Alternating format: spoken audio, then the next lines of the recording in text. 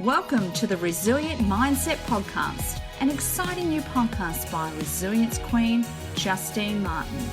Justine is the owner and founder of the Resilient Mindset, a division of the Justine Martin Corporation. Justine draws on her years of experience and knowledge consulting with clients to develop and sustain a positive mindset. Focused on igniting your passion, purpose and power, follow the Resilience Queen each week as she delves into the mind of her guests, exploring fascinating stories and inspiring journeys. Hello listeners, today I've got with me Chrissy Quinn. She's the owner and founder of Sequin Consulting. Having grown up in a family of 12 children and experiencing much adversity in her teenage years, Chrissy was diagnosed with depression, disassociation disorder, and ADHD. By age 22, and having overcome many labels, Chrissy excelled in her career and obtained 5 promotions within a 5-year period. Chrissy has resigned from 2 dream jobs and now works with people all around the world to tap into their greatest potential and to live their lives authentically and unapologetically. Welcome, Chrissy. Thank you, Justine. It's so awesome to be here and to be with everybody. So let's get into it. What does resilience mean to you? So, look, the way that I look at resilience is it's really the way that people can bounce back from challenges. And, you know, there's a lot of us or everybody goes through certain challenges in life, and your resilience is the way that you deal with that and what you choose to do with it. That's right. So what's an adversity that you've faced and how did you draw on your coping mechanisms? Mm-hmm. So one of the things that you shared, you know, when you introduced me just a moment ago was throughout school, I had many labels. I was being diagnosed with depression, disassociation disorder, ADHD. And, you know, evidently with that, there was a lot of challenges I dealt with as a teenager. One of the outcomes of that was really failing throughout school. I knew that school wasn't really something for me. I didn't really like the setup of it. However, I dealt with a lot of challenges in respect to constantly failing and feeling like I wasn't good enough, where there was other people who they didn't have to study at all and they would go really well in school. And then here I was slogging away, putting hours and hours and hours in, and I was still failing. So that, you know, linked in with my sense of self was a real big challenge, but also being able to know that that's not about that which defined me. So that's one of them, and being able to overcome that. And as you'd shared as well, just coming out the other side and learning what my superpowers have been and not being defined by a system that I felt just wasn't fit for me. Tags are dangerous, aren't they? You know, I was told 11 years ago that I was disabled and never be able to work again. And you start, you know, believing someone else's false belief or someone else's beliefs. And they can be really, really, really damaging. You know, I've proved that medical professional wrong. And just like you've proved the people that tagged you or gave you those labels wrong as well. So it's all in the mindset, our own personal mindsets. And, you know, I don't know about you, but I always believe, you know, we have a choice. And, you know, we can choose our own pathway and excel. Yes. Yeah, that's definitely. it. And it's like, not to say that these, you know, sometimes the diagnosis can be really important, right? Because you need to be able to seek the right support.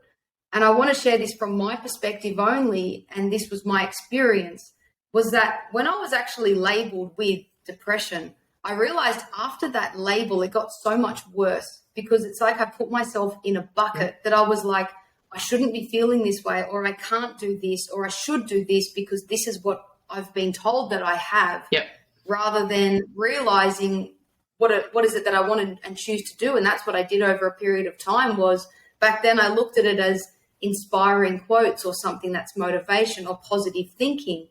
But I believe now it's just a way of life. You get to choose on what you're going to focus on, what's not available or what is available. And just those little things compounding was, you know, resilience in play. It's like, what am I going to do with this? What do I choose to do with this today? Yeah. I mean, we label so many things, don't we? And, you know, there's limiting beliefs within those. It's like, oh, I have depression, so this is the way that I'm supposed to now act. Yes. I think in our society, and I've said this in a few podcasts now, I'm not undermining depression whatsoever, but we are in a society now where it's not okay to be sad. It's not okay to have a sad day and sit in those feelings, that you have to be happy all the time, where you don't. You know, you can have a sad day, and that is an okay emotion to have. But if you stay in that sadness and then it goes into a depression, that's where we have problems that you really need to deal with. But, you know, there are grieving processes for people as well. Grief comes in lots of different shapes and forms and isn't just someone dying. You can grieve so many different things in your life. So you can grieve a diagnosis of, it could be health related, or it could be relationship or something like that. So, you know, there's lots of different grieving things that can happen to you. But yeah, it's, if you stick in one thing too long, that's where in that adversity too long, that's where there are issues. So well done for you, Chrissy, for recognising that. So tell us about quitting 2 dream jobs. That's huge. It is. And look, I look back now and I'm so grateful for all of those opportunities that were provided, right? So the very first job that I actually quit, I'd been working in finance for 4 years and I absolutely loved my job. I was, I think at that stage I was 22. I was a New South Wales state manager, and I realized that there was so much more for me to do. There was so much that I wanted to pursue. And it took a moment of, real courage to be able to say, it's time for me to walk away from this. And this was in 2017. And that was a huge year for me, where I came out. I ended up getting into a relationship with my current partner, who's a woman, and I quit that job. And it was just such a huge year. So within all of that, it was the realization of I deserve so much more than what was taking place within that work sense. And also the fact that to a degree I'd grown out of that workspace environment was no longer for who I had become. It is a key part of why I've been able to do a lot of what I have done. And that was so fundamental. But it was also the realization that I was like, this is no longer serving me. So I left that particular job. The next job that I went into, I ended up deciding to resign from it because I had started my coaching business the previous October. And then I was like, oh my goodness, I'm talking to people and working with people to tap into their potential. But I felt like there was a lack of integrity to a degree, because I was like, I'm not fully tapping into my potential, because my safe zone is working in the job and having this as a side hustle. And I was thinking to myself, if I actually want to truly tap into my potential, I need to go into business full time. And I want to choose to go into business full time because I know that I'll show up at a whole new level. So that was August of 2020. So we'd been in lockdown. Wow. It was pretty much, the beginning of COVID, and everyone's trying to get, safe in their job. And here I am resigning, and people are like, you're crazy. What are you doing? Like, we're in this society and this is taking place. Everyone's trying to keep their job and find a job, and you're leaving yours. Like, what is this? So that in itself was like, it took a whole new level of leadership and mindset to say, okay, I'm going to choose to, value on myself and know what I can offer. And if I'm going, not just be someone who talks the talk, but really walks the walk. And that made a huge difference in itself. That is absolutely incredible. Well done, Chrissy. So many people don't understand what their full potential is, and they're in a job that they hate and that they go every day, and they're spiteful, and they bring themselves down, and they bring their work colleagues down with them, and then they go home and they bring their family down because they're not being true to themselves and they're not happy where they are. And well done for looking at that adversity that you were facing and going through that, and building the resilience, not once, but, a couple of times. Yeah. So it's absolutely amazing. I'm in awe of that. So, you know, I've had jobs in my previous life, as I call it, and I wasn't happy in them at all. And it took, you know, certain adversities in those jobs to walk away from. But to walk away from your dream job, I know what it was like when I couldn't work in my dream job anymore. So you're a brave woman, Chrissy, and especially in the middle of a pandemic. I'm a little bit in awe here and shocked. So well done. Thank you. Who are your role models and how do they inspire you? So there's a couple of people that really come to mind. So there was the first one that I want to share, and there's so many people, but obviously, you know, I'm not going to talk about, you know, everybody, but there's one lady in particular who was my first ever manager. Her name was Crystal. Her name is Crystal, I should say. And she's an absolute powerhouse. And one of the reasons that she's a role model for me in general, but especially when it comes to resilience, is her ability to speak what is true for her. And, you know, being in an environment where, you know, the corporate world many years ago, and yesterday was International Women's Day, and there's a lot of women talking about, you know, equality in the workplace. And Crystal was a real example to that, of someone who just stood up to anybody in any capacity and would share what was true for her. And, you know, being able to fight back, whether it be in a professional sense or in a personal sense. And I realize now that it was because of that example and because of her living, just doing what was right for her, taught me so much in an indirect way. And this is why I also find it so important and valuable when people learn about their truth and their potential. You can make a difference without even trying, just by being you, and just by you doing the right thing, what's in accordance with your values and your alignment. So seeing her constantly bouncing back, whether it was in a personal capacity or in a professional capacity, everything at once, and doing the right thing. Another person's my sister Ronnie, and I've got 6 sisters. You shared earlier that I'm one of 12 children. And that in itself is a story in itself. You know, there's so much. Where do you fall in the line of it, Chrissy? Where are you? What number are you? I'm number 11, so I'm the youngest girl. Wow. What are the ages? What was the ages? So the oldest is 41, and the youngest, I think, is turning 25 this year. Oh, my God. Yeah.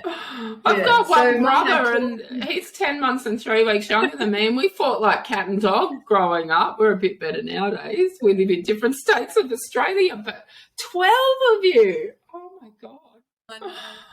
Keep by the dozen. And you know, there was definitely plenty of fights growing up. And, you know, now you would believe so, right? We all get along really well and have such a beautiful relationship. And the way I look at it is, Mum and Dad's given me 11 best friends. Like, there's always someone that I can turn to. I've got not just 11 siblings, but 11 best friends that we get to share our experiences with and not go through things solo. And it's amazing. That's fantastic. That's you know, to have a loving, supporting family and that many. Wow. Do you do Christmas presents? We do Kris Kringle because it's a lot easier. So you've just got to focus on one, just focus on one and, spoil them. So you have to. Oh my God. Awesome. My brother went on to have 5 children, and that was, that's like, oh wow, Christmas. Well, when the kids were little, we don't do it now, but when the kids are little, it's like, that's a lot of kids. You're absolutely right. Yeah. With all of a sudden, there's all these grandkids running around, and there's more on the way and things like that. So, the family's just growing, which is awesome. That's fantastic. But I would definitely growing up in a family with that many, that would have taught you resilience. Oh yeah. Like every family's got challenges that they face, right? So there's just that, but then also learning to speak up. When you've got 11 people and we're all very, for a lack of better words, opinionated is the word that's coming to mind, but we're strong-willed. Yeah. Let's not say opinionated, we're strong-willed.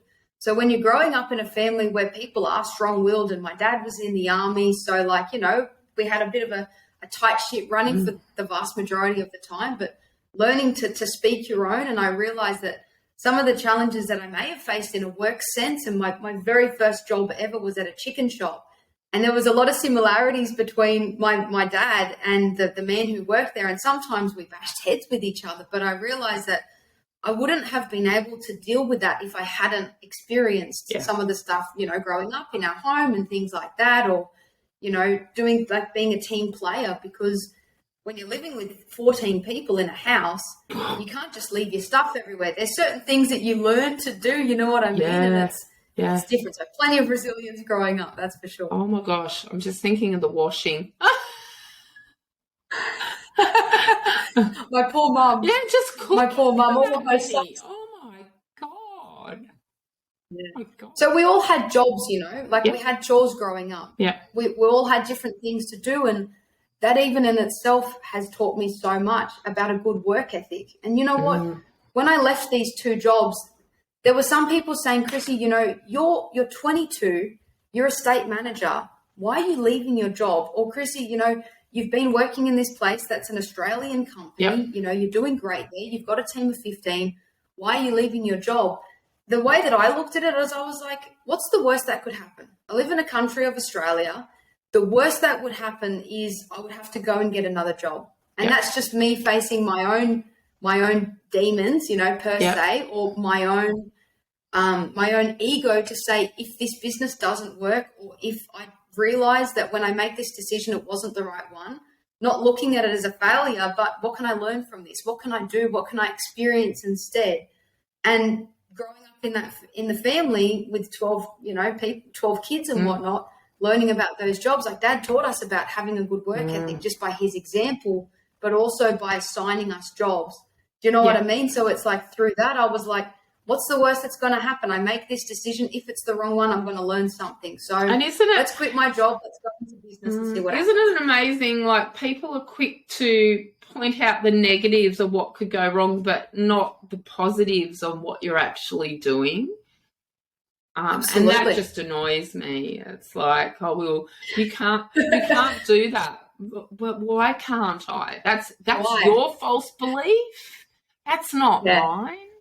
And like, people now say to me, I don't know how you do so much. And, because I run 4 businesses, and, you work too much, and you're this and you're that. And I'm like, that's your opinion. That's not mine. I'm coping. I'm doing what I want to do, and I'm happy, and I love what I'm doing, and I'm in a job. Well, I'm in a business, run businesses that make me happy. And when you are doing something that makes you happy, getting up and working is fun and rewarding. But if you're going to work every day and you hate what you do, change. Change. Yeah. Find something. Retrain. We should always be learning new things. Yeah. So if you're sitting there and you're a real estate agent and you don't like selling houses, well, get out of it and become a cook. Do something different. If that's what your passion has been. I've got a girlfriend that she wanted to be a chef when she was younger, and she was given a set of knives for her about her 21st or 22nd birthday, and she something happened, and she never went down that road of becoming a chef. Now she's nearly my age, and she's just become an apprentice chef. And good on her. She is never too late, right? You're never too late. You are never too late to start in the career or the job or the business that you want to do. And if you're passionate about it and you've got your goals set, and you hook into the right mentors, and that you'll make something of yourself. And like you said, if something happens and you don't, at least you can go to your grave going, I gave that a really good crack. I can pat myself on the back. But, I would hate to get to an old age and think, what if I'd done that? And I didn't, because I listened to other people. So, your story is inspiring. So what are your passions in life, Chrissy? So my passions, look, there's a lot of things that I'm passionate about, like especially, family's one thing, as you can tell, I'm very passionate about my family. I love things like, sports, basketball, soccer, all of that stuff. But what I'm most deeply passionate about is really help like this. And this is why I have the business that I have and help people to tap into their potential. That's where my true passion lies. It's the realization that we all have this infinite potential. And throughout our human experience, a lot of people forget that, or we get taught differently because of the people who we've been surrounded by or brought up by in their model of the world. Yeah. And my ultimate mission is to break the vicious family cycle. You know, generationally, so many patterns and programs and conditionings are passed down, I should say. And what I'm ultimately passionate about is seeing people live a life on their terms, and not just, you know, financial freedom and doing whatever you want, whenever you want, but emotional freedom too, you know, time freedom, having the ability to allow yourself to not make things wrong and learning to turn your wounds into superpowers. Like, that's what I'm most passionate about, seeing people truly live a life that lights them up and fills them up in whatever capacity that means. So that's what I'm passionate about, and helping people realize that infinite potential and seeing that and knowing it with absolute certainty from within. I like that quote, wounds into superpowers, and that's it. Yeah, definitely. Yeah. I know that's how resilience mindset was actually born, you know, with the amount of adversities that I've actually faced, and I'm known as the Queen of Resilience. People would ask me, you know, what's your secret? What's your superpower? And how do you get through so much and bounce back? And I had to sit there for a while and go, I don't know. I have to think on it, you know, what coping mechanisms do I use to keep positive? And so that's good. Wounds into superpower. So if you're listening today, and that's something my mentor shares a lot about, that turning wounds into superpowers. So I'd love to take credit, but I'll give that to him. Yeah. So if you're sitting there and listening today and thinking, you know, the why me or the poor me, and you're on a pity party, look at how you can turn that around, and you know, take strength from where you are at the moment and set some goals and start changing your life now, because we all have that choice. We all have that means of doing it. It might take some people a little bit longer than others, but you can turn your life around and change the pathway that you're actually on. And, you know, there's people like myself, being a resilience consultant, and you as well, Chrissy, with your business, that we are here to help people and to give people a better life and a better pathway. So that's fantastic. So let's talk about, you've got an offer today for the listeners. Yeah. So for your audience, Justine, I'd love to offer like a free 45-minute breakthrough session. And this is pretty much something, if anyone here is listening and you've got something that you would like to break through, and this is a free session, I want to literally gift you my time and help you to break through whatever it is that you're feeling challenged with. It could be a story, it could be a pattern, maybe it's the feeling of not being good enough. So I'd love to be able to offer that. I'll share my Calendly link so that people can book that in.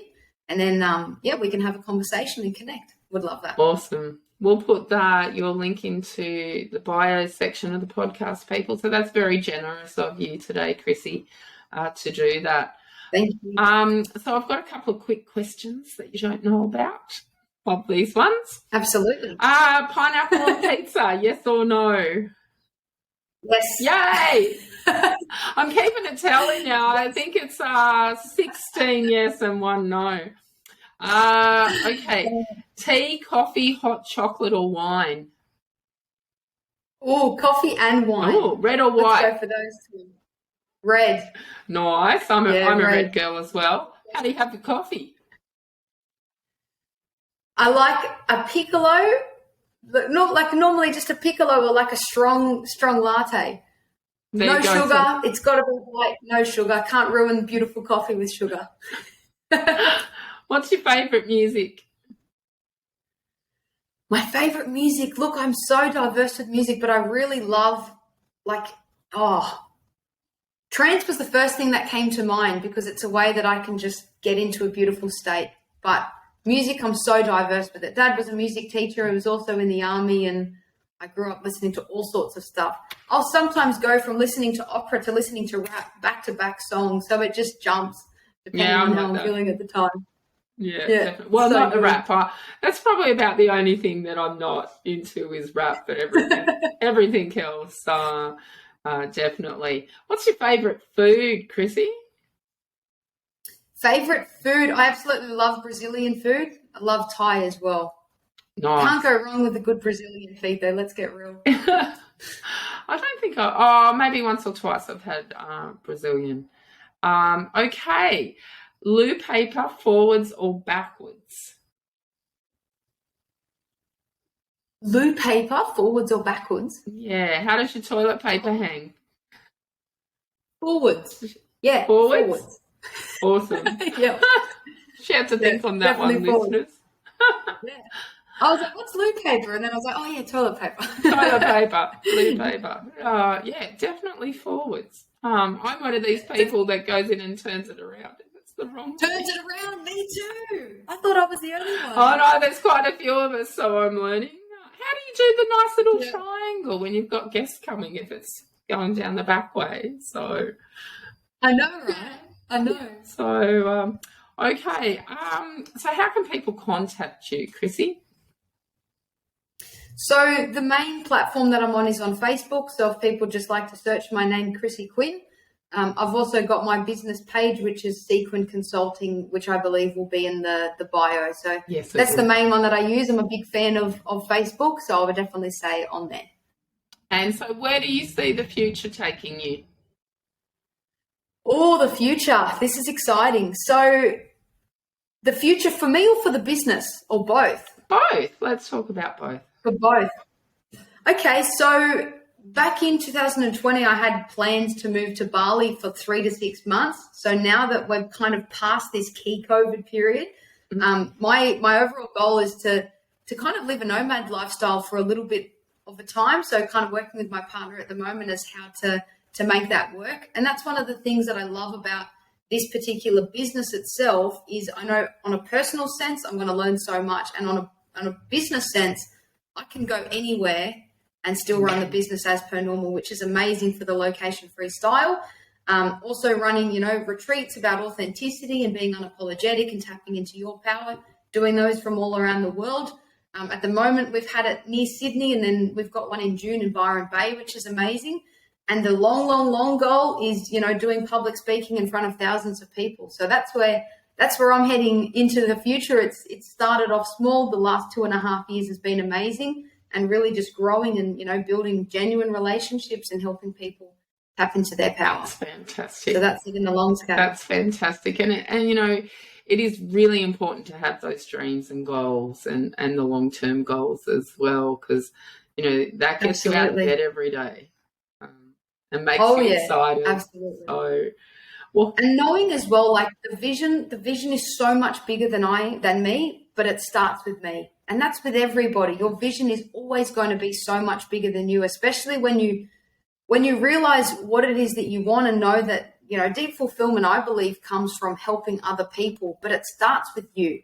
If you don't have this relationship with yourself mastered, it gets to a point where you can be exhausted and trying to serve from an empty cup. So coming from that place of overflow, I know I need to be looking after me first, and then from that place, the vision's so much bigger, but it always starts with me, and that's for everybody, I believe. So yeah, that's right. Yeah, it definitely keeps me going. Self-care is very, very important, and I talk about that in my 10 top tips to resilience, and the first one is self-care, because if you are not taking care of you, you cannot take care of anyone else. And there's a thing called the oxygen theory, and it's like the air hostess on the plane telling you to put your oxygen mask on first before you help anyone else. And self-care is about taking care of you first, so then you can take care of everyone else in your life, and that being your business as well. So, and it doesn't have to cost much to have self-care. It can be just taking some time out and reading a book, listening to a podcast, having a relaxing bath, but making sure that your needs are met, and putting yourself up there first. So some wise words there, Chrissy, that you've shared. I like to call it being selflessly selfish. Because it is. A lot of people can look at that as being selfish, but it's the most selfless thing that you can do. And when you gift yourself the opportunity to be your best version, other people get that gift as well. That's exactly right, because then you're not bitter with the world because you're missing out. Well, Chrissy, it's been an absolute pleasure having you on Resilience Mindset Podcast today. I wish you nothing but success and happiness in your future. And remember, listeners, that you can contact Chrissy through her socials, which will be in the bio. And have a resilient day, everyone.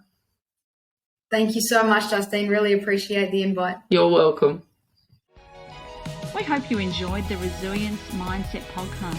Remember to subscribe to the podcast to get your weekly fix listening to Resilience Queen Justine Martin. Follow Justine on social media at Resilience Mindset or log on to justinemartin.com.au. And until next time, remember, life doesn't get easier or more forgiving. We get stronger and more resilient.